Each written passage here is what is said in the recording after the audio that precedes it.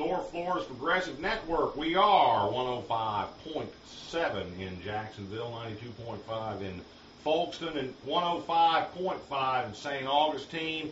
You're listening to The Big Picture. I started doing a podcast, and my son said, "You need to get into talk radio, Dad." And so I started doing a pod. I went and bought a $10 microphone and plugged it into my computer, started doing a podcast. Did that for 4 or 5 months. That branched out. I started doing the Lyles Live program as a podcast.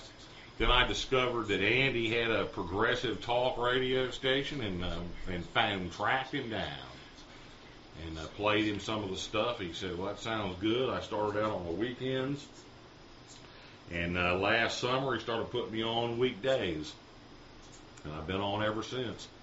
What was interesting about it is one of the tricks that this is according to this article, one of the tricks is to play on alleged victimization. And what they do is, and of course you just heard Limbaugh talking about it earlier, about the steady drumbeat for the last 6 years. The steady story has been it's been a relentless story about how the economy's in a recession. We're living in soup line America. This is the media's fault.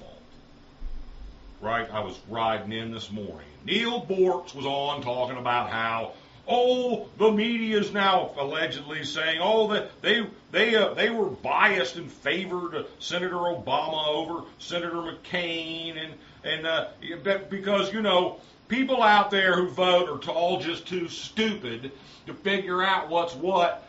Is that my fault, or in conservative world, am I supposed to not ask questions that might tend to work against or cut against the conservative worldview? If you are a talk radio listener, let me tell you, I've told you this before. I'm going to tell it to you again. You're going to hear it from me again before it's all over. You are being played for a chump. You're listening. Joe Lyles. We'll be right back.